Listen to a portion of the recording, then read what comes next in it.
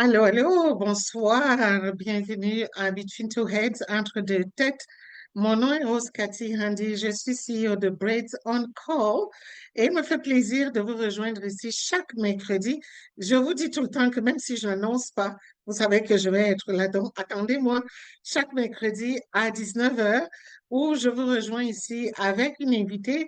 On va parler de tout. On parle de beauté, on parle d'argent, on parle de la vie et de n'importe quoi, tout ce qui nous passe par la tête. Parce que, vous savez, dans le cadre d'un salon, c'est souvent ça les conversations qu'il y a. Mais au milieu de ça, de ces petites conversations, il y a beaucoup de conseils, beaucoup d'informations qui circulent. On veut plus se concentrer sur ce côté-là et pas le côté des commérages.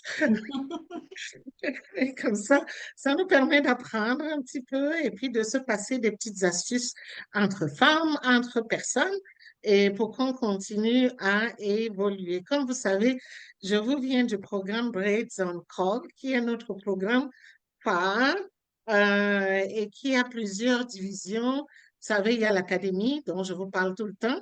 Et actuellement, là, on est en train de prendre les inscriptions pour la prochaine cohorte. On a le niveau 1, le niveau 2 et le niveau 3. Comme je vous ai déjà expliqué, si vous avez raté la session spéciale où j'ai vraiment expliqué tout le programme, je vous encourage à aller sur mon nouveau compte YouTube, Réussir avec Rose Cathy, et puis vous allez pouvoir trouver les vidéos. Non, qu'est-ce que je raconte? C'est pas là que vous trouverez les vidéos. Vous allez sur mon mur sur Facebook, je confonds deux choses là. Vous allez sur mon mur sur Facebook et puis vous allez relire les vidéos passées. Et puis, si vous allez sur Rose Cathy sur YouTube, là, vous pouvez trouver les vidéos passées de nos conversations passées. Alors, c'est très important de nous suivre ici et puis de partager. Ça reste sur mon mur, hein. Pendant 30 jours, vous pouvez partager la conversation et pour qu'on apprenne, parce que les invités qu'on a chaque semaine partagent quand même beaucoup d'astuces, partagent beaucoup d'informations et c'est des choses dont on a besoin parce qu'on ne sait jamais. Parce que, comme je dis tout le temps, l'idée qu'on essaye de couvrir ici, c'est de s'assurer, de voir comment les femmes peuvent se permettre la beauté qu'elles veulent pour elles-mêmes et leur famille sans que ça leur coûte les yeux de la tête. Parce depuis qu'on a commencé le programme Breton Call, on a entendu beaucoup de commentaires. Et les commentaires, les femmes disent, ouais, elles veulent bien se coiffer, mais ça coûte trop cher. Oui, elles veulent bien se présenter d'une certaine façon, ça coûte cher. Oui, mais oui, elles peuvent peut-être payer, mais elles ont les enfants. Il y a ceci. Je ne peux pas aller au salon. Donc, organiser son temps, qui va s'occuper des enfants, et puis toutes sortes de choses de la vie qui viennent se placer au milieu et puis qui viennent bloquer l'épanouissement des femmes, le bien-être des femmes, la joie de vivre des femmes. Alors, c'est pour cela qu'on a institué vraiment cette conversation pour que on puisse parler de toutes les autres, ces petites choses-là qui empêchent que les femmes s'épanouissent tranquillement dans la joie et dans la beauté et pouvoir se permettre sans que ça leur coûte trop d'argent. Alors, je compte sur vous pour nous suivre tout le temps. Je compte sur vous pour être là avec nous. Je compte sur vous surtout pour commenter, poser des questions à notre invité. Alors, sans plus tarder, je vais vous l'introduire parce qu'on a une invitée exceptionnelle. J'apprends qu'elle est pas mal connue hein, dans la francophonie. Elle est pas mal connue dans la francophonie déjà. Alors, ce qui est bien, donc comme d'habitude, avant de l'introduire, je vais d'abord dire, we will be in French tonight. As you know, usually we go in French or in English, depending on the guest that we have. And the guest that we have tonight is Francophone. I don't do that on purpose. We just take whoever wants to be here and talk to us. And I always tell you, if you want to be my guest, hey, just come on in and you speak English, we will speak English. We'll do the whole conversation in English. So tonight we'll be in French as she is Francophone. Alors, Evelyne Yeboah-Roland, bonsoir. Et je suis Bonsoir. tellement ravie de te recevoir. Bonsoir Ce soir. Rose. Merci, merci Bienvenue, pour hein. l'accueil. Et puis Bienvenue. vraiment, c'est chaleureux, même si on est derrière l'écran. Je ressens ça comme si on était vraiment au salon de coiffure. Et bravo aussi pour toutes ces belles initiatives hein, que je vois. Et cette thématique, on va dire, du quotidien, des fois, qu'on ne va pas adresser parce que on n'y pense pas toujours. Donc, merci pour le travail qui est fait. Ben, on essaye toujours de pousser, pousser, pousser. C'est ça Super. qu'on dit. Ben, merci beaucoup. Je suis vraiment ravie de t'avoir pour bavarder ce soir. Ben, c'est vraiment un bavardage. Alors, on va commencer d'abord par te découvrir. Tu viens d'où, au fait? J'ai déjà annoncé que tu es au Québec, mais où précisément à Québec? Et puis, tu viens d'où avant d'être au Québec? OK, merci beaucoup. Donc, effectivement, depuis Québec, je suis précisément à Laval et Ah, d'origine ivoirienne. Donc, OK. une bonne dizaine d'années finalement qu'on a déposé nos valises ici. J'ai été une Mhm. Montréalaise avant de devenir une femme de Laval depuis quoi, 7 ans maintenant. Et puis, je suis bien dans ce coin-là du Québec. Ah, ben, qu'est-ce qui a fait faire le changement de Montréal? Parce que la plupart du C'est temps, c'est quand les gens ça. arrivent dans une grande ville, c'est ça. Oh! C'est le mariage qui m'amène à Laval et j'avoue que je suis tombée en amour avec Laval parce que peut-être à cause de ce que je fais, à cause Mhm. de toute cette profondeur que je recherche au quotidien, c'est dans Oui. notre vie en tant qu'humain, dans nos processus personnels. Mhm. J'aime être, on va dire, de plus en plus loin des centres urbains qui bougent beaucoup. Ouais. Aujourd'hui, quitter Montréal, aller à Laval, c'est comme quitter Laval, aller à Montréal. Ça me prend vraiment de savoir pourquoi j'y vais et tout, parce que je trouve que je suis beaucoup plus au calme ici, c'est beaucoup plus apaisé, puis ça me convient comme Mhm. environnement. Mais tu sais, on dit ça tout le temps aux gens, qui est que l'erreur qu'on commet toujours, c'est qu'on arrive à la métropole, on s'installe. C'est Et ça. ce que j'ai découvert depuis que je fais ces entrevues, depuis des années, tout le monde qui a fait le pas, qui est arrivé d'abord dans la grande ville, après aller dans une petite ville, dit la même chose que tu viens de dire, que, oh mon Dieu, quand je suis allée dans une ville à côté, je tombe en amour de la ville, et puis pas seulement la ville, mais ce style de vie, Oui, euh, où il est calme, les choses sont à proximité, il y a moins de bruit. Le on a la bruit, nature, tu sais, on se dépose. oui. Nos vies sont quand même assez chargées, là, donc si on peut se permettre des pauses avec le cadre de vie, pour moi, c'est bienvenu. Mais en fait, c'est les grandes villes qui nous apportent C'est ça. tout ce sentiment que nos vies sont chargées. Mhm. Alors qu'en réalité, en fait, on peut maîtriser nos heures dans la journée si on n'est pas bousculé avec tout. Je pense que je continue de parler du bruit qu'il y a dans les Ouais, grandes villes. Ce ouais, bruit-là remplit souvent nos têtes qu'on a l'impression qu'on a trop de choses, on doit courir partout, partout, partout. définitivement. Alors que si on regarde en réalité, peut-être qu'on n'a pas autant de choses, qu'on n'a pas autant de choses à faire dans la Exact. journée. Alors, toi, tu es coach. Tu es spécifiquement coach professionnel, formatrice en leadership et compétences transversales. Quand on dit ça, je pense que le commun des mortels ne comprend pas, ne peut pas comprendre qu'est-ce que ça veut dire. Euh, donc, explique-nous un petit peu ta spécialité, c'est quoi les compétences transversales et pourquoi tu t'es concentré là-dessus? OK. Pour répondre à cette question, je vais raconter l'histoire qui est derrière tout ça parce que Oui, c'est pas une avenue qui faisait partie de mes projets de vie. C'est, comme mhm, j'aime souvent dire, c'est le coaching qui m'a choisi.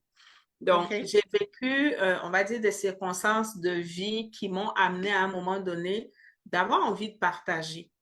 J'ai perdu mon père quand j'avais 18 ans. Je me suis Mhm. retrouvée veuve à 34 ans. Oh, Et wow. tout ça, ça a eu le mérite de, comme on dit, de me brasser, de me secouer pour Mhm. que j'essaie de voir, OK, quelle direction je veux donner à ma vie, comment je veux Mhm. vivre ma vie, comment je veux me prendre en charge et ne pas être dans ce modèle qui est déjà défini, ce que j'appelle les fameuses cases sociales. Il Ouais. faut aller à l'école, l'emploi, le mari, les enfants, c'est-à-dire on est là, on coche, coche, coche là. Puis à Ouais. force de cocher, on peut se perdre dans l'exercice parce qu'on ne s'est jamais arrêté pour se demander, la société demande telle chose, mais moi je veux quoi? Ouais. Donc, tous ces défis-là ont fait que j'ai eu ce temps d'arrêt pour me replacer. Et je pense qu'à partir de là, les choses ont commencé à être nouvelles dans le sens Mhm. de voir la vie autrement, voir l'humain autrement, voir les Mhm. histoires de vie autrement. Et au fil du temps, j'ai voulu partager ce que j'avais fait moi pour Mhm. garder, on va dire, cette joie de vivre. Et je me rappelle quand j'ai commencé à en parler publiquement, je me Mhm. suis dit, c'est clair qu'il y a des gens qui vont être étonnés parce que les gens m'ont toujours vue souriante et machin.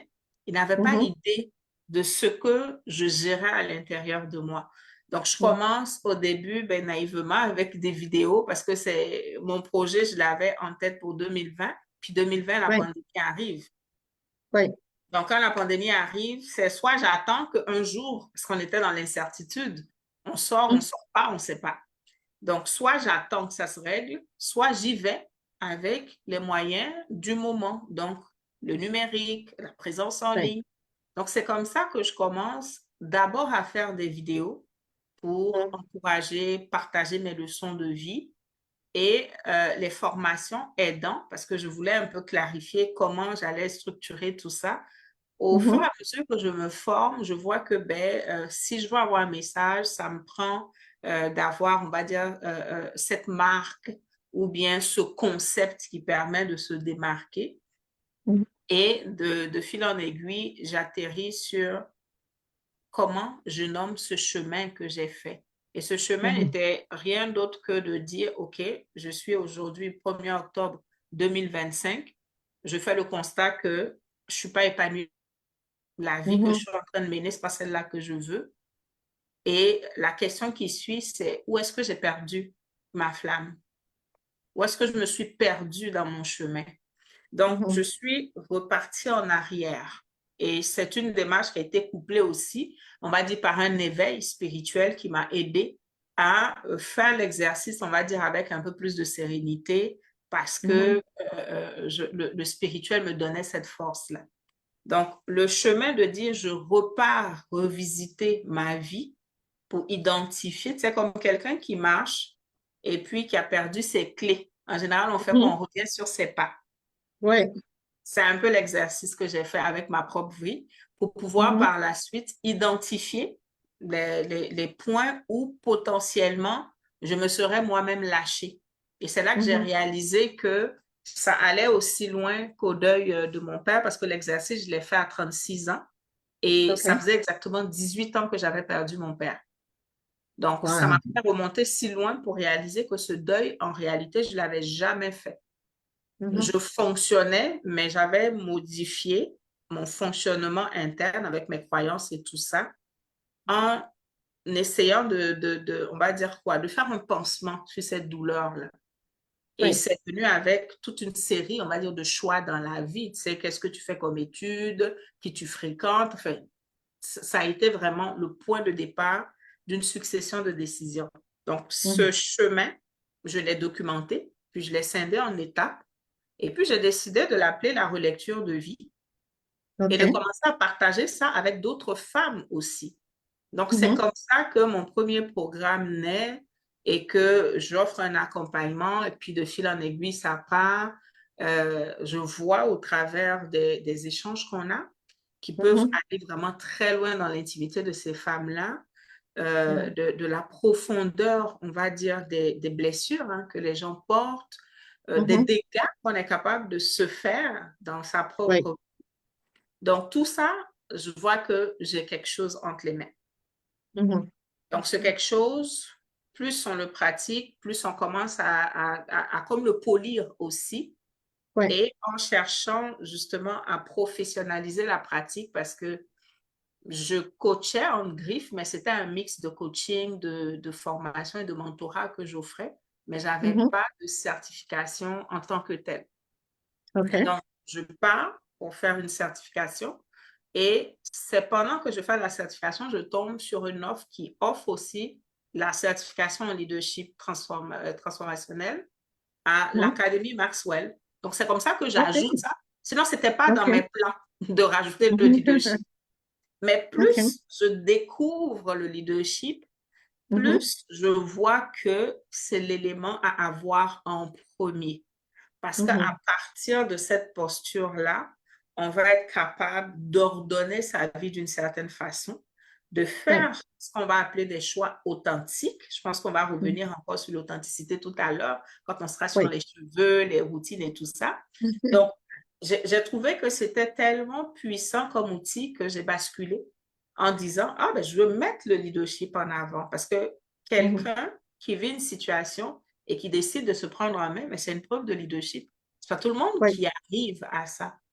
Donc, j'ai donné plus d'espace au leadership. Et l'autre constat que j'ai fait aussi, c'est que tout ce qui se vivait au plan personnel avait un gros impact sur la vie professionnelle. Oui. Donc, de rencontrer des personnes qui ont des diplômes et qui ont du mal, comme on dit, en griffe, à se vendre, il Oui. fallait aller interroger. Mhm. Des personnes qui ont tout pour être en avant, en train de porter des initiatives, mais qui décident d'être en arrière, il y avait des choses à aller creuser. Mhm. Des personnes en entreprise qui sont des personnages toxiques, Mhm. malgré toutes les formations en management et tout, Oui. il y avait besoin de creuser. De Donc, c'est comme creuser. ça que j'ai commencé à attaquer le développement professionnel Mhm. et que je mixe au leadership. Et là encore, je suis allée plus sur les soft skills parce que j'ai l'impression que c'est comme tellement,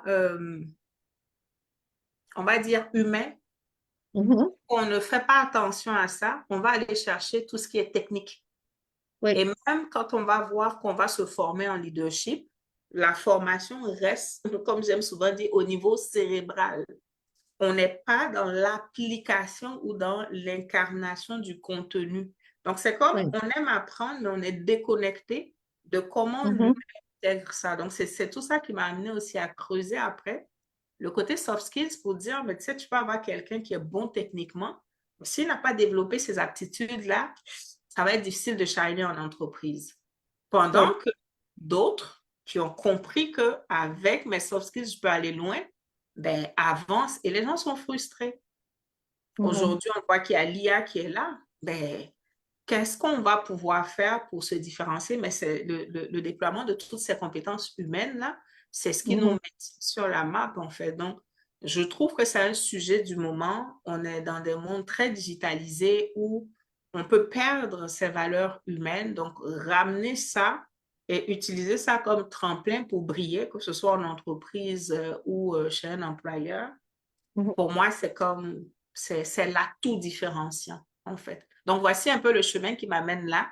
Donc, l'idée, c'est de reconnecter les gens à eux-mêmes, donc à Mhm. prendre conscience de leur potentiel, à Mhm. apprendre à se connaître, à développer leur authenticité, parce que plus tu apprends à te connaître et que tu développes cette notion d'identité et que tu découvres que c'est beau, naturellement, tu vas le servir. Et tu ne vas pas vouloir être quelqu'un d'autre. Tu vas t'assumer plus facilement et finalement comprendre qu'on est qui on est parce qu'on a quand même un rôle qu'on peut appeler une mission de vie ou une sphère d'influence, dépendamment des approches. Et on va chercher à se déployer dans cet espace-là. Donc, la notion d'authenticité, pour moi, elle vient avec une affirmation de soi, avec un accomplissement de soi, avec une conscience de soi qui va découler vers ben, une vie d'impact parce que quand je sais c'est quoi mes capacités, ben, je les mets à disposition. Si je vois que j'ai beaucoup de force, je vais avoir plus d'assurance que si j'en Mhm. ai pas. Donc, Mhm. et puis de là, ben, on est dans l'impact dans les vies, dans la société et on laisse un héritage au monde. Donc, voici un peu la belle histoire derrière. C'est une histoire extraordinaire. C'est une histoire extraordinaire. Il y a Merci. tellement de volets là-dedans que je voudrais qu'on ait toute la journée pour explorer, en commençant seulement par le début même, là. Parce que tu as touché à un point où je dis tout le temps que on n'a même pas encore commencé à toucher comment on dit, scratch the surface, comme on dit, l'histoire de faire le deuil, l'histoire de faire le deuil pour nous, pour les personnes. Et c'est pas seulement, et ça se retrouve pratiquement dans toutes les races, mais je Mhm. pense beaucoup plus dans la francophonie, là, où comme on apprend la francophonie, je pense aussi beaucoup de chrétiens souffrent beaucoup de cette histoire qui est, Il y a comme une forme de euh, pudeur des fois à dire les choses telles qu'elles sont.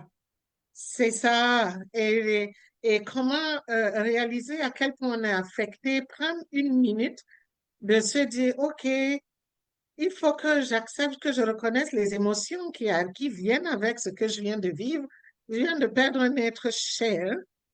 Jusqu'où ça m'affecte, ça veut dire quoi ce que je ressens, et ainsi de suite. Et que je pense que ça même, seul, là, tu te serais arrêté juste à ce coaching, que tu serais Mais occupé pour le ce point restant de ta même, vie. hein, comme on Mhm. dirait, ironie du sort, actuellement, je suis encore dans le deuil parce que j'ai perdu ma mère, ça fait quoi, un mois et demi, le 11, Oh, wow. ça Oh, va faire quoi, 2 mois. Donc, je suis encore dedans. À la limite, ouais, l'expérience de ce que le deuil de mon père, qui quand même, il y a 30 ans, mais dont on ouais, continue de guérir, n'a pas été fait comme il faut. Cette fois-ci, je fais vraiment beaucoup plus attention à moi. ouais. Je m'écoute et puis bon, la Mhm, maturité aussi aidant, hein, de toute façon, le travail que je fais m'amène à avoir une certaine présence à moi, mhm, à être moins dans le plaire, hein, ouais, ou dans le paraître et être plutôt dans l'être. Donc, oui. cette présence à soi amène à détecter quand est-ce qu'on a besoin de laisser ces émotions-là s'échapper, quand est-ce qu'on sent qu'on a la force de dealer avec et tout. Donc, effectivement, c'est des choses, en fait, tout ce qui est autour des émotions, je pense que c'est des choses qu'on n'aime pas aborder. Mais moi, j'aime rappeler que c'est pas une question de race, c'est une question d'humanité. Dès que tu es un humain, tu vas gérer ces questions émotionnelles. Mais est-ce que je m'arrête pour faire un état des lieux? Mhm. Moi, c'est arrivé que des personnes arrivent pour, on va dire, un besoin qui n'a rien à voir avec une blessure qu'on va découvrir plus tard. Mhm. Quelqu'un peut être en train de parler d'une situation professionnelle et pendant qu'on creuse la situation professionnelle, on peut se rendre compte qu'il y a eu des blessures de l'enfance qui n'ont jamais été adressées Oui. et qui ont créé un certain comportement.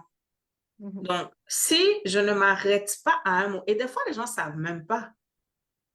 Mais Donc, c'est très, très peu de gens ont même déjà entendu, très peu de gens ont déjà entendu même ces mots-là que tu es en train de prononcer. C'est pour ouais, beaucoup de gens, ça veut rien dire du tout, les blessures de l'enfance. Ou pour certains, quand même ils ont entendu le mot, ils comprennent pas la profondeur de ça.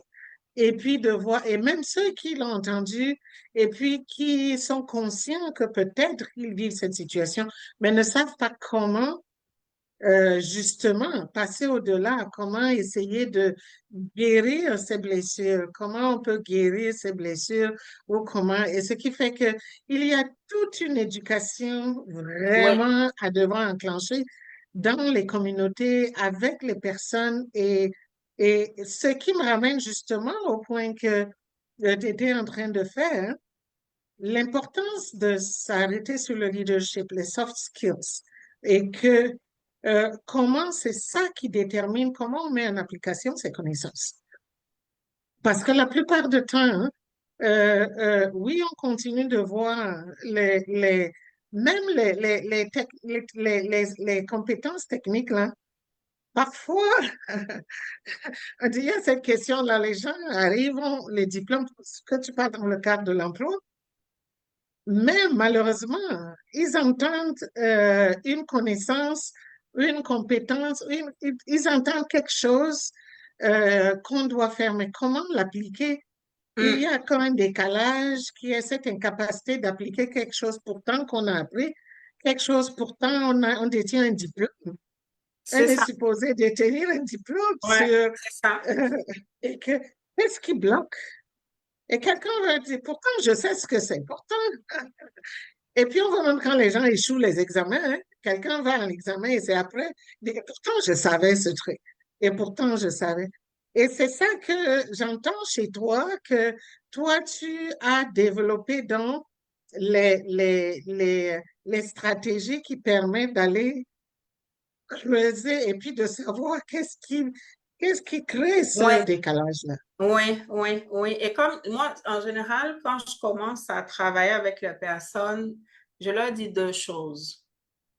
Tu te dois la vérité, Mhm, tu te dois de la bienveillance.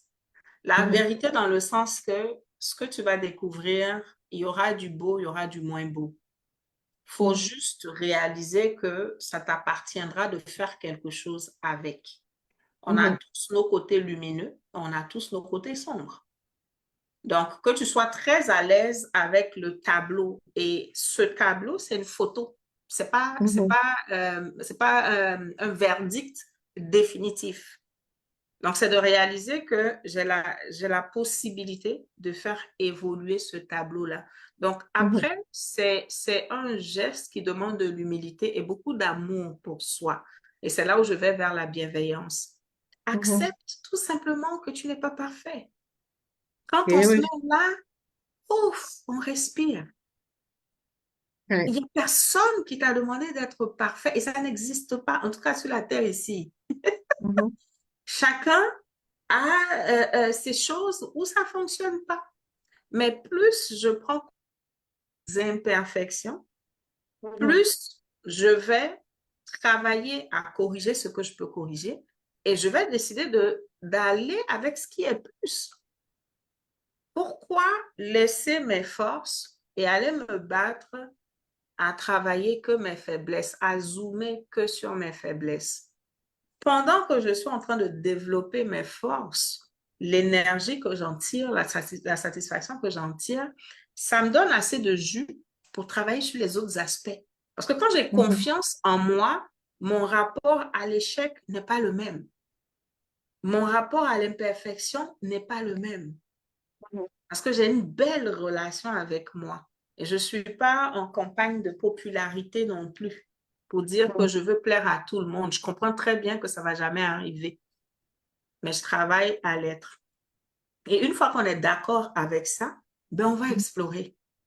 Et je pense, je ne sais plus qui l'a dit, je pense que c'était Gandhi, le plus beau voyage qu'un humain peut faire, c'est le tour de lui-même. Absolument, Voilà. absolument.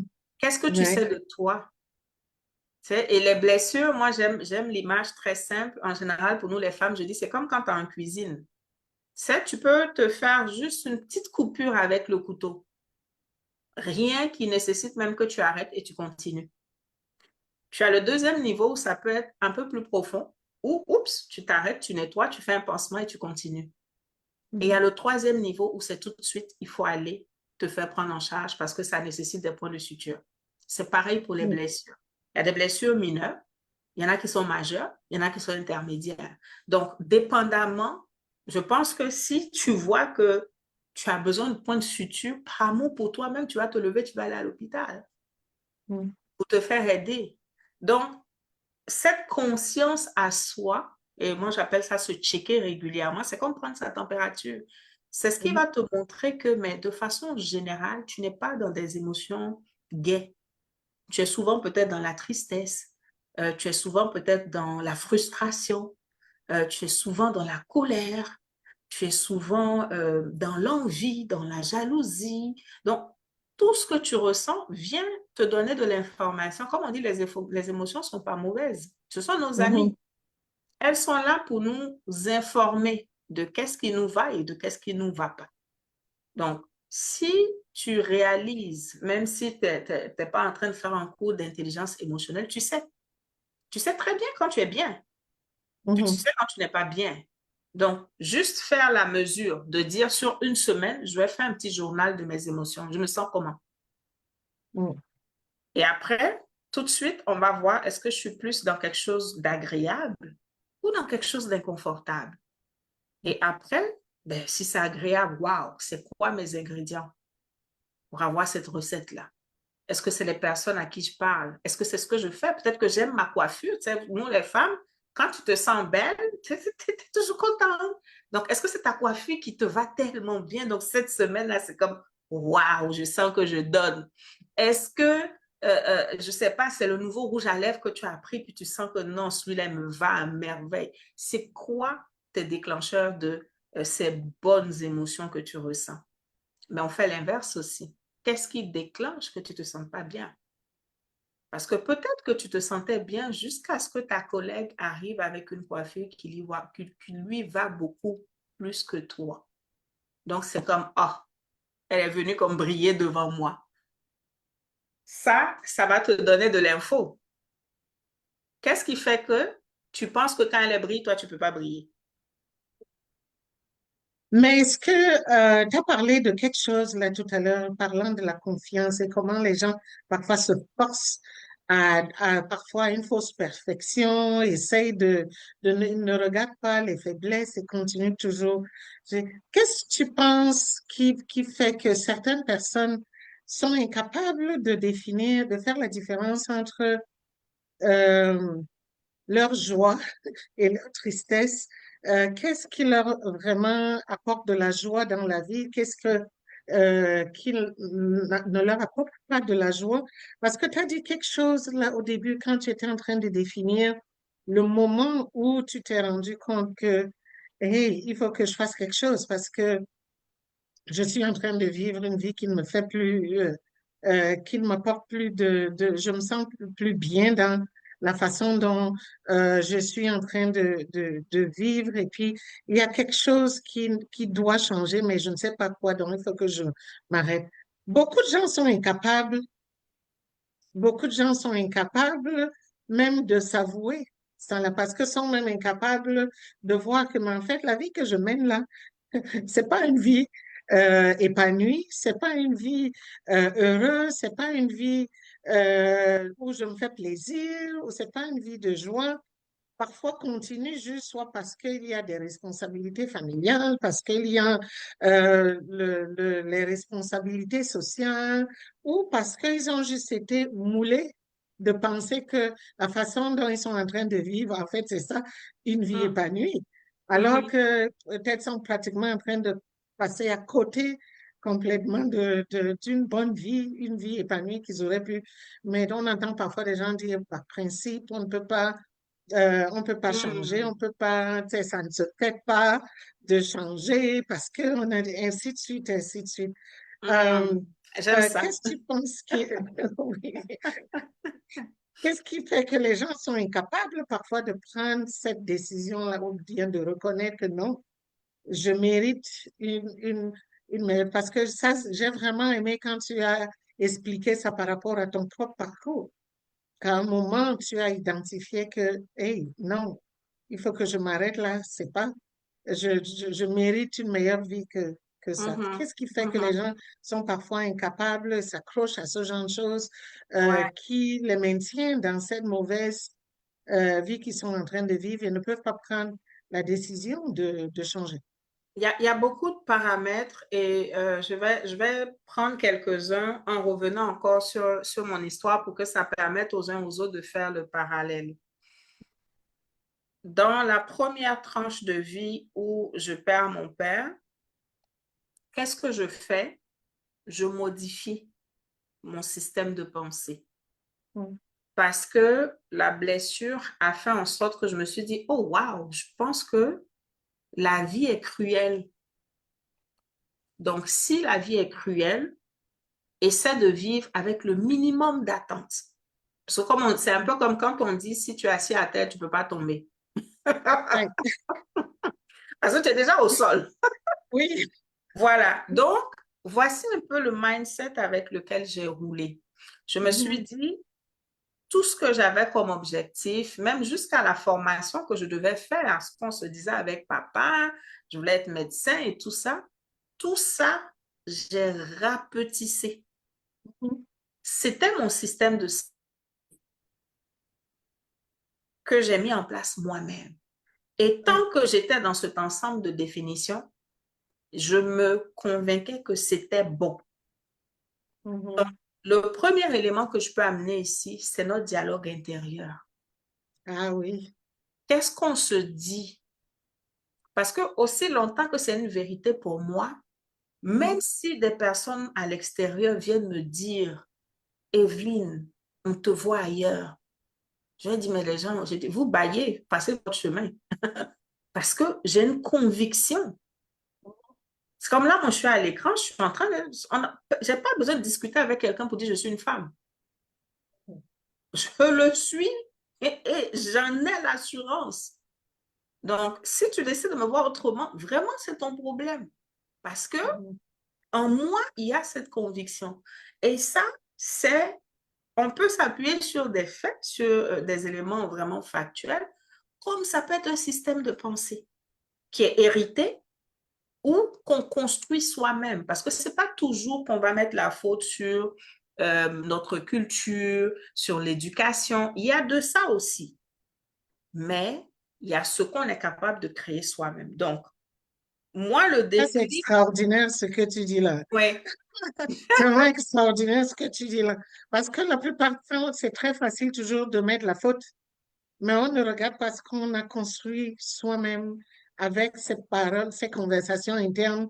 Et puis petit à petit, on commence à bâtir des nouvelles réalités, on commence à se convaincre, à rationaliser nos Mhm. positions. Et puis après, on s'agrippe là-dessus. Et puis, oui, c'est vraiment extraordinaire. Puis, on a une part de responsabilité Oui, dans il y ce a un que... moment où on challenge l'héritage. Mhm. Il y a un moment où il faut challenger et voir, OK, dans ce que j'ai reçu, qu'est-ce qui fait encore du sens pour moi?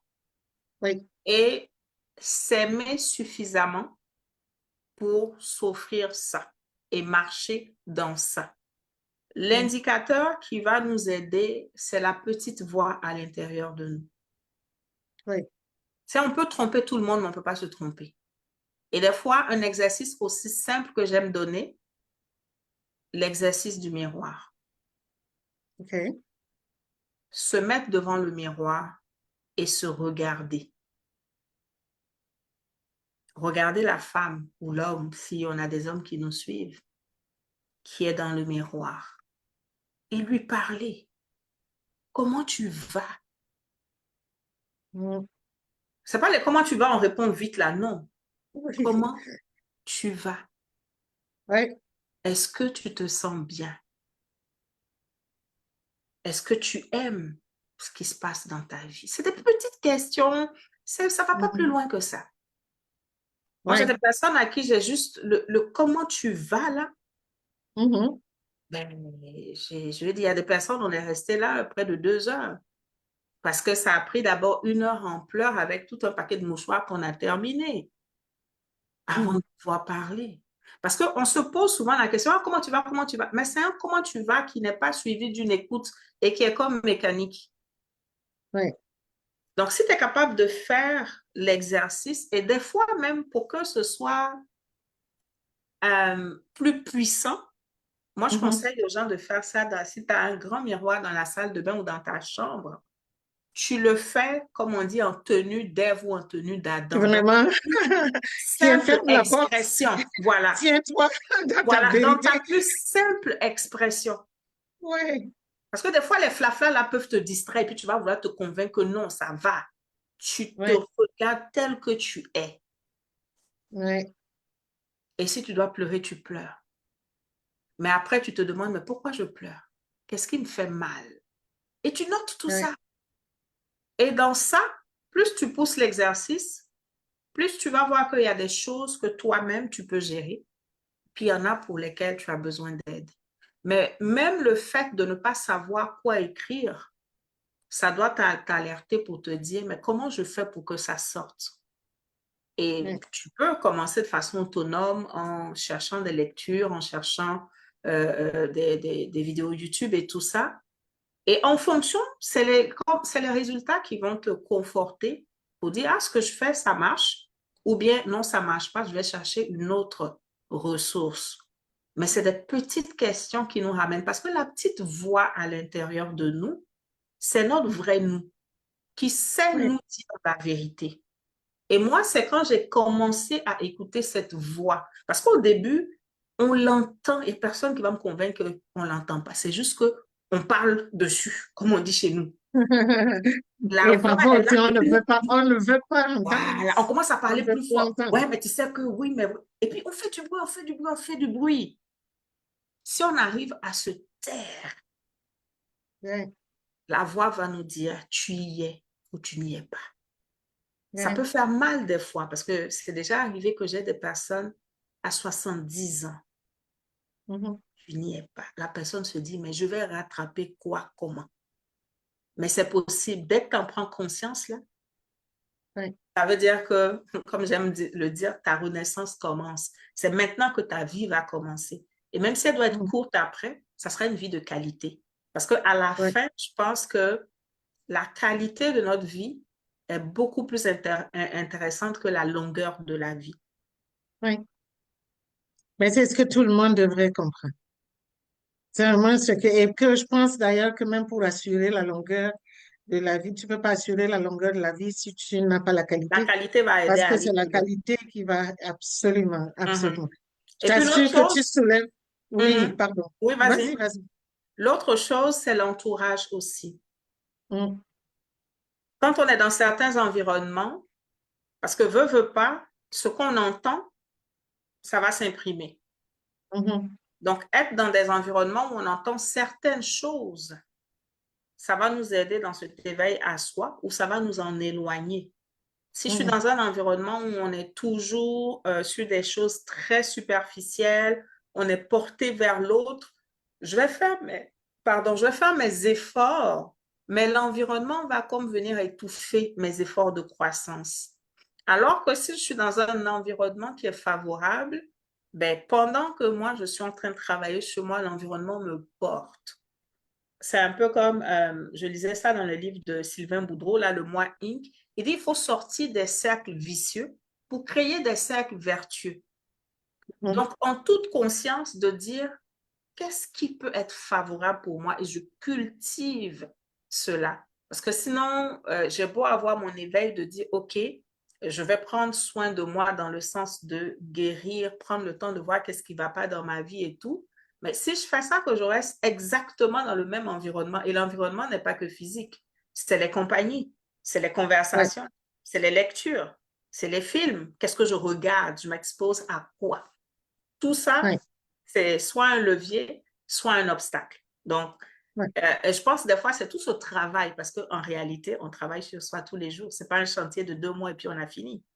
C'est ça. Tout ce qu'on va proposer comme programme, c'est pour ouvrir la voie.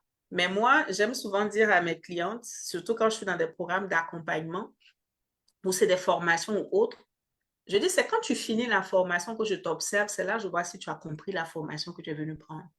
Parce que quand Mm. tu fais la formation, si tu l'as bien comprise, tu ouvres un chantier développement personnel. Parce que chaque jour, tu vas devoir travailler sur toi. C'est l'histoire de toute notre vie jusqu'à temps qu'on ferme les yeux, en fait. Ben, tu ouvres tellement de points que je souhaiterais qu'on ait toute la journée pour qu'on aille les creuser davantage. Alors, je Merci. voudrais prendre quelques petites minutes, un petit peu, parce que je voudrais garder le temps pour que les femmes qui sont là, je suis sûre qu'il y en a qui ont des questions pour tout. Euh, Parler, bah, parce que ici, entre deux têtes, between two heads, on parle aussi avec notre invité qui est ta routine de beauté. Je vois que tu as les tresses aujourd'hui. Pourquoi tu te tresses? Est-ce que tu préfères les tresses? Et puis, est-ce que tu aimes les tresses? C'est-à-dire que tu te tresses. Pourquoi tu te tresses en fait? Bon, aujourd'hui, on va dire que c'est un très beau concours de circonstances que j'ai les tresses parce que comme j'avais voyagé pour les obsèques de ma mère, j'ai profité pour faire les tresses. Mais il Ah! faut dire que personnellement, Mhm. j'ai eu le privilège, quand je suis arrivée, de retrouver une sœur ici qui est vraiment très bonne dans tout ce qui est coiffure. Et c'est elle qui, moi, je ne réfléchissais pas pour mes coiffures. C'est elle qui faisait mon programme, qui me disait, OK, il y a telle coiffure, je te verrai bien dedans et machin. Quand elle s'est mariée, qu'elle Wow, a... t'es chanceuse. Oui, je pense que ça a dû durer au moins 3 ans, là, facile, hein? Et quand nous deux, ben, le mariage est arrivé que chacune est comme dans une ville différente, honnêtement, pour moi, le chantier prioritaire, la coiffure. Les gens me voient très coquette, mais c'est pas le chantier prioritaire pour moi. Mais je vais quand même faire en sorte que je sois présentable. Là, j'ai mes cheveux courts, en fait, que je garde tout le temps. Et ma routine OK. est très simple. Je vais mettre mon spray d'eau et le beurre de karité. C'est tout. Ah, C'est ça, le beurre de karité et l'eau. Des fois, je vais faire un mix beurre de karité, huile d'olive. OK. Voilà. Et c'est vraiment tous les jours. Parce que avant, quand j'ai décidé de garder mes cheveux naturels et courts, ben, c'était plus pour un bonheur personnel. Le fait de dire, j'aimais bien faire comme quand on est enfant, on va prendre la douche et puis l'eau tape le milieu de la tête, là. J'adorais ça. Et ma fille me dit, mais maman, si tu laves tes cheveux tous les jours, mais à quel moment les produits vont pénétrer pour que les cheveux poussent? Donc, à partir de ce moment-là, c'est là que j'ai compris qu'il fallait avoir comme toute la petite routine capillaire là. Donc, ça, je le fais et puis j'ai vu que ça aide vraiment les cheveux. Maintenant, je suis quelqu'un aussi qui aime beaucoup les foulards parce que comme je sais que je n'ai pas le temps forcément OK. d'aller faire les coiffures, je vais faire un mix de soit des perruques, mais je vais privilégier des fois tout ce qui est tresse, même si Mhm. je pense que je suis rendue un peu sage, j'étais très colorée, c'est-à-dire je suis une personnalité qui rentre dans tout. Donc, je peux passer de la perruque afro à la perruque tresse, à la perruque blonde, à la perruque blanche. C'est comme OK. voilà, moi je vais plus vers qu'est-ce qui me plaît et j'ose. Je ne m'encadre pas dans une catégorie. Maintenant, c'est clair que la perruque afro, j'en ai toujours une sous la main parce que pour moi, des fois, c'est aussi un élément de communication de mon identité. C'est vrai qu'il y a la peau noire, mais il y a certains endroits, quand je parle, je vais exprès mettre l'afro parce que je veux, comme on dit, représenter. De façon générale, j'ai toujours un petit accessoire. Moi, les foulards, je les mets sur tout. Donc, ça Mhm. aussi, ça fait que j'ai comme des fois pas trop de pression sur la coiffure parce que j'aime bien quand c'est court et puis on va dire, c'est pas plus compliqué que ça. Mhm. Et comme j'aimais beaucoup changer de coiffure, j'aime pas les coiffures plus dures. Parce Ah, qu'à un moment, c'est comme je me OK. lasse. J'ai envie Ouais. de voir une autre couleur sur ma tête, j'ai envie de voir un autre style. Donc, ça fait que je suis quand même assez atypique là, côté cheveux. Mais la Mhm. routine vraiment qui était simple et qui fonctionne avec moi, c'est mon eau. Et des fois, je peux mettre l'huile d'olive dans l'eau là pour le spray. Donc, Mhm. ça se mélange. Et puis, je mets mon beurre de karité. J'ai pas, de temps en temps, si j'apprends qu'il y a quelqu'un, tu sais, des fois, les femmes, les sœurs de la communauté qui font des produits naturels pour les cheveux, là, soit il y Mhm. en a qui vont m'en offrir ou bien il y en a que je vais tester pour encourager, mais j'ai Mhm. pas comme une gamme où je peux dire, ah, voici ma gamme de soins capillaires. Le bon beurre de karité, il fait la job, comme on dit pour moi, quoi, avec l'huile d'olive.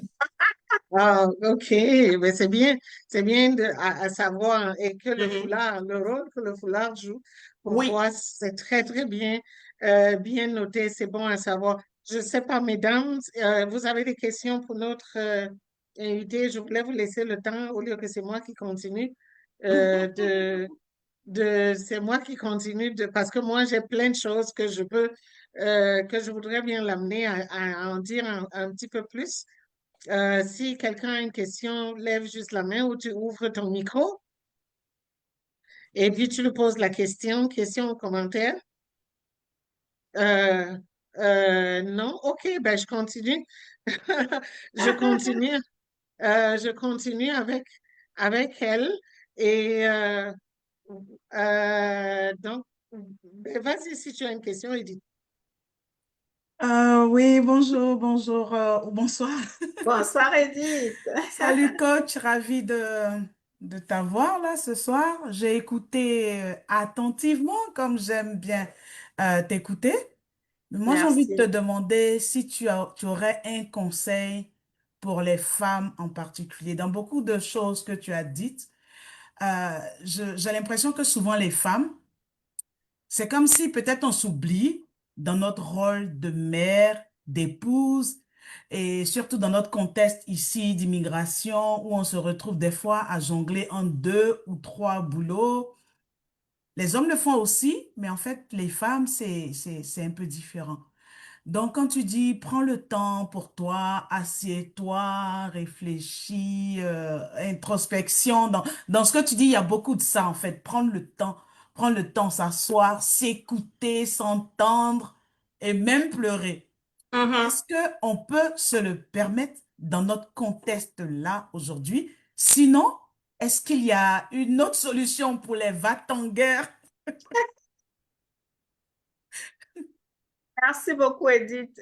Effectivement, c'est une belle question parce que quand je le dis comme ça peut donner l'impression qu'il faut avoir un agenda qui est pas très chargé pour avoir le temps. Alors que vous et moi savez que le temps, je pense qu'au Canada, comme dirait quelqu'un, on dirait que le temps passe 2 ou 3 fois plus vite, hein. Donc, ce que moi j'ai appris à faire, c'est de cumuler certaines choses.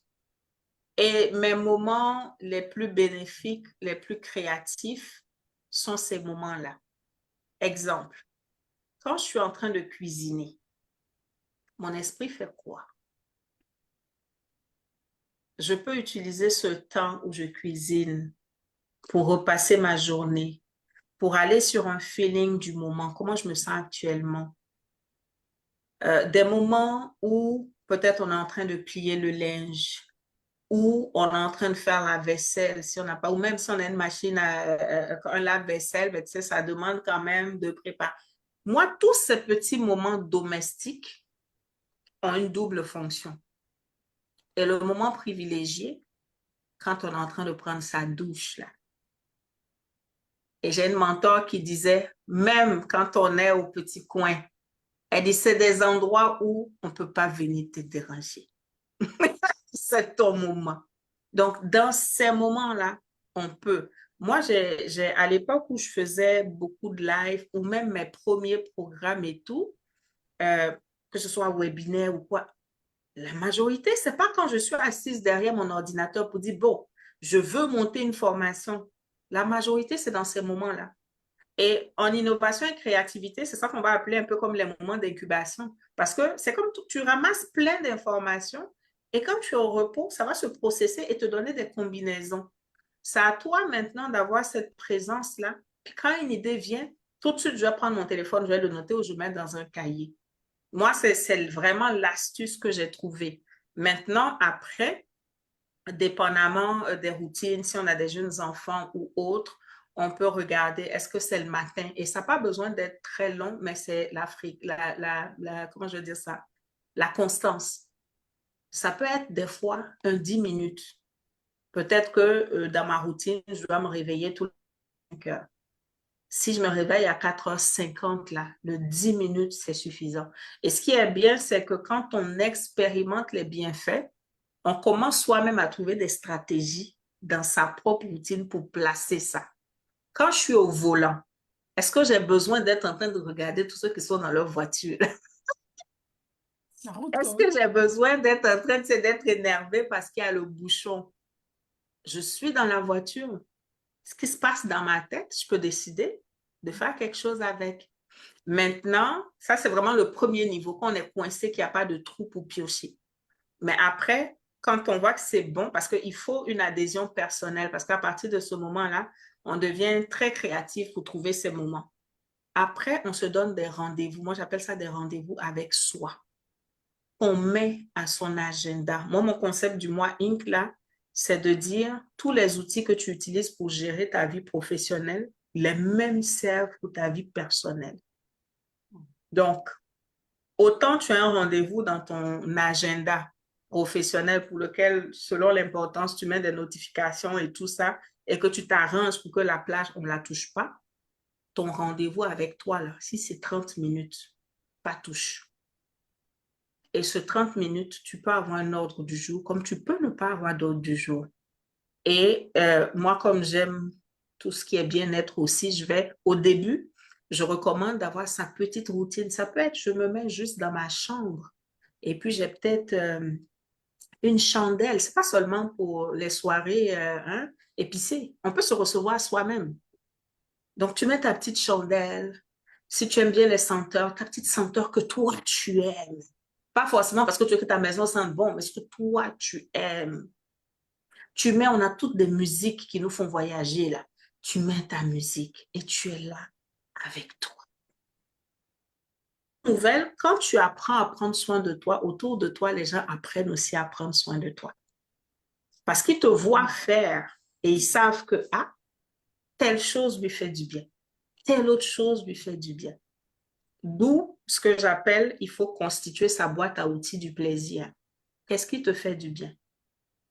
Moi, il y a une période où je collectionnais les savons parce que j'aimais les couleurs et les formes atypiques. Donc, tous les savons bizarres, là, quand je vois, j'achète. Et juste voir ça dans un beau panier, ça me faisait plaisir. Donc, le jour où je rentre que ma tête chauffe, là, le simple fait de piocher dans cette corbeille et d'avoir le choix de mon savon, de ne pas prendre machinalement le savon qui est dans la douche, c'est mon plaisir. Donc, quelles sont ces petites choses simples que tu peux créer parce que c'est tout ça, se donner du temps, hein? Sortir des devoirs et rajouter un peu plus de soi. Donc, un peu plus de choses qui nous font du bien. C'est comme ça qu'on commence à se donner de l'espace. Et puis, ben, l'espace-temps, progressivement, on le crée. Mais est-ce qu'on va en avoir beaucoup? Bon, des fois, ça va demander de se couper puis de se dire, je prends un week-end, mais on n'a pas toujours ce luxe-là. Donc, on pioche dans des petits moments et ça fait déjà du bien. Donc, Quick Win, là, c'est pendant la cuisine, pendant qu'on fait la chambre, pendant qu'on prend sa douche, tout ça. Vous allez voir que là, maintenant, les douches, même des fois, vont être plus régulières parce que tu réalises que, ah, quand je suis là-bas, ça me fait du bien parce que j'ai de belles idées ou de beaux sujets à débattre. Donc, voilà des petites astuces. Je ne sais pas si ça t'aide, mais définitivement, il ne faut pas se laisser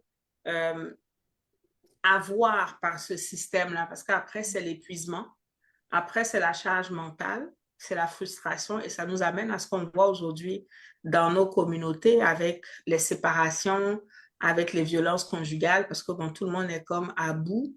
Donc, c'est important d'être proactif et puis d'apprendre à se faire du bien, à prendre soin de soi. Le conjoint peut embarquer progressivement, mais moi, je dis au début, si tu n'as pas de supporter, tu es ton premier supporter, vas-y. Les autres vont suivre après.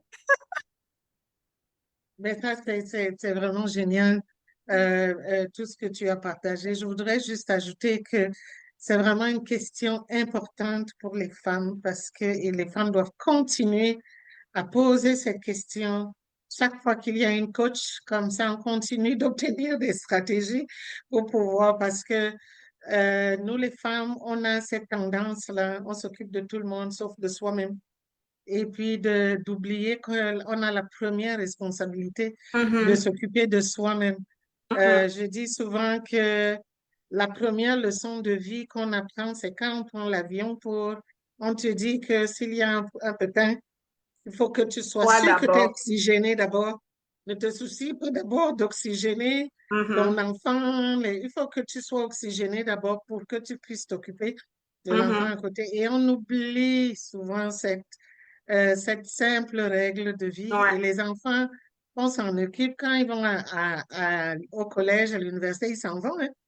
Non, mais et puis ils vont te dire, en Ils fait, s'en on vont. t'a pas demandé de mettre ta vie en stand-by pour nous, en fait. C'est à Ben, c'est toi de ça. gérer tes Et priorités. Et donc, puis, il faut vraiment voler ces moments dans la journée, chaque jour. Et il faut pas, ouais. en tant que femme, il faut pas laisser qu'une journée passe sans qu'on se soit donné même 5 minutes, même un 10 minutes. J'explique souvent que pour nous qui avons vécu un petit peu en France, on a appris l'importance de 5 minutes de sommeil dans Ben l'autobus oui, ben ou oui. dans le métro. Oui, Ou comme oui. ça, tu Des petites rattrapes ton siestes sommeil. très courtes, oui. Ça fait du Exactement. bien. Ouais. Et puis l'autre Entre deux astuce, stations. ouais, il y a une astuce qui me vient que j'ai oubliée aussi, c'est que moi, j'ai revisité plusieurs recettes. Mon menu, il n'est pas, c'est, ben, à moins que j'ai envie de manger quelque chose en particulier, C'est mon agenda qui détermine le menu. Je ne fais pas l'inverse. Parce que vous savez, en tant qu'Africaine, on a des cuissons des fois très longues. Donc, si tu t'en vas t'embarquer, bon, là, il est quoi? Il est 20 heures, on est ici. Donc, si c'est maintenant, il faut aller s'embarquer dans des longues cuissons, ça fonctionne. Ça fonctionne pas. Donc, moi, mon agenda, enfin, mon menu va dépendre de je finis à quelle heure le soir. Si j'ai que 30 minutes dans ma journée à consacrer au repas, ben on va faire quelque chose qui se cuisine en 30 minutes. Et si vous checkez, moi, quand j'ai découvert les One Pot, là, j'ai adoré ça. Parce que des fois, on a on va dire quoi, des recettes avec plusieurs phases qui fonctionnaient quand on était chez nous, quand on avait des aides ménagères. Ici, tu dois tout faire. Donc, la partie, on va dire, non, ça, là, peut-être on pile les oignons et on écrase le persil. Bon, l'ail, on le râpe. Et non, moi, j'ai pas. Il faut quoi? On part. Vraiment, j'ai revisité. Bonne nouvelle, les saveurs n'ont pas changé. Les gens sont toujours aussi contents quand je cuisine. Hein. Mais j'ai gagné du temps. C'est pas, je suis pas une restauratrice pour faire 4 heures en cuisine. C'est pas possible. Dans la vie d'ici, c'est pas possible. Maintenant, une fois en passant, si j'ai envie de manger comme un bon foufou et autres, là, je sais, j'ai planifié, ça va prendre le temps qu'il faut. Mais manger la bouffe de chez moi, dans les façons de cuisiner de chez moi, tous les jours ici, il faut être réaliste. On n'a que 24 heures. Donc moi, je suis passée au travers. Le premier plat qui est passé, c'est les lasagnes. Vous savez comment les lasagnes, c'est long à faire. Ben, en one pot, ça marche très bien directement sur la cuisinière. Tu fais ta bolognaise, tu mets ta crème fraîche, tu mets tes lasagnes là-dessus. Feu doux, tout cuit, tu mets ton four, tout cuit là, là. On n'a pas le temps, couche 1, couche 2, retourner le temps. Donc, revoyez aussi vos menus, revoyez vos façons de faire. Qu'est-ce qui est vraiment utile, qui est la base de la recette? Et puis, de quoi on peut se séparer, quoi. C'est une bonne astuce aussi pour gagner du temps. Merci beaucoup. Malheureusement, on n'a plus le temps. C'est ça. Oui, malheureusement, on n'a plus le temps. Et que, donc, comme d'habitude, les questions que tu avais pour Evelyne, tu peux les envoyer par écrit, sous commentaire, on va les lui faire parvenir et puis elle pourra y répondre. Et donc, où est-ce qu'on peut te rejoindre? On peut te trouver sur LinkedIn beaucoup plus? Oui, je suis sur LinkedIn, sur Facebook principalement. Donc, Evelyne Yeboah-Roland ou Evelyne Yeboah, les deux. OK. J'ai quand même une présence sur Instagram qui est un peu moins, on va dire, assidue. Et puis TikTok aussi, là, je vais reprendre parce que j'avais, par rapport au deuil, fait une pause aussi de communication sur mes réseaux. Mais là, je reprends. Et puis, bon, de toute façon, il y a plusieurs contenus antérieurs qu'on peut aussi consulter. Donc, Evelyne Yeboah-Roland, je devrais être facile à trouver. OK. Ben, merci infiniment. Merci infiniment. Merci Ça a pour été cette belle tellement riche. conversation. Oui, ça a été tellement riche d'informations et puis beaucoup de choses. On va t'avoir plusieurs fois parce qu'il y a plein d'autres choses là qu'on doit vraiment creuser Ça sera un plaisir. davantage. Viens nous voir souvent en Ontario ou bien quand tu es de passage en Ontario, fais-nous signe. D'accord. Comme ça.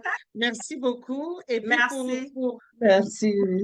pour tout le monde, vous savez, chaque mercredi à 19 h, on se retrouve ici. Et puis, si vous voulez être notre invité, comme vous voyez, on parle de tout, hein? On parle de tout, des tresses, de la construction, de toutes sortes de choses.